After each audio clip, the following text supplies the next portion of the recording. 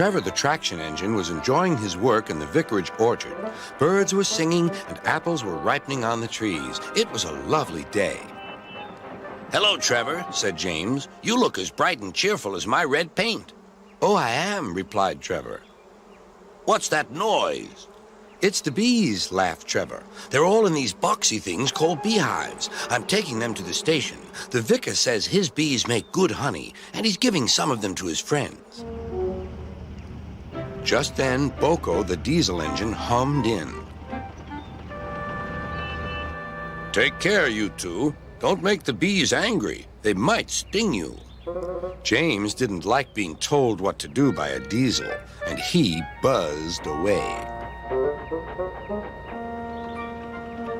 Goodbye, Trevor, called Boko, and set off to see Duck at the next station. Bill and Ben, the tank engine twins, were busy arranging cars, but they scampered off when they saw Boko. I remember the first time I met those two, laughed Boko. They nearly made my eyes pop out. Edward soon put a stop to their games. Edward is the only one who can keep Bill and Ben in order, chuckled Duck. I sometimes call them the bees. A good name, replied Boko. They're terrors when they start buzzing around. James bustled in. What's that, Duck? Are you afraid of bees? They're only insects after all, so don't let that buzzbox diesel tell you different. His name is Boko, and he didn't. I wouldn't care if hundreds were swarming around. I'd just blow smoke and make them buzz off. Buzz, buzz, buzz, retorted Duck. The next morning, James arrived at the station to collect his coaches. The passengers were excited and keen to get on board. The platform was crowded, and the porter was in a hurry. Mind your backs, he shouted. Then there was trouble. The beehive fell and broke open. The station cleared like magic. James heard a familiar buzzing. The bees were too cold to be cross, so they buzzed around the fireman, hoping he'd mend their hive. But he didn't understand, nor did his driver, so the bees turned to James. His boiler was nice and warm. Buzz off, hissed James. One bee burnt his foot. Ooh, ooh. The bee thought James had burnt him on purpose.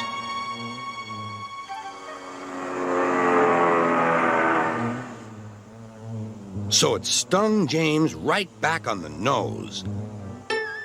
Eee! Whistled James. He had had enough. So had his fireman and driver.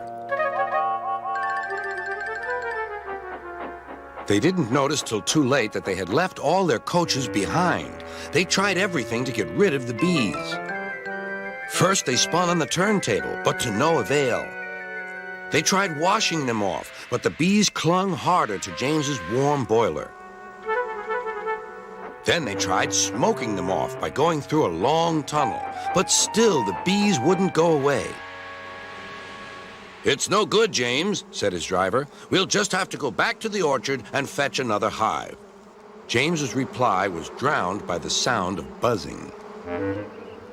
The vicar was waiting anxiously for James. When he arrived, the bees swarmed straight into their new home. Come on, James, said his driver. What you need now is a good hose down. Later that evening, James was resting in the shed when the vicar came to see him. Thank you for saving my bees, he said. It's a pity it's not Christmas. Then we could call you James the Red-Nosed Engine. Everyone laughed, even James. But instead, they decided to call James the Bee's Knees, which means they thought he was more useful than ever.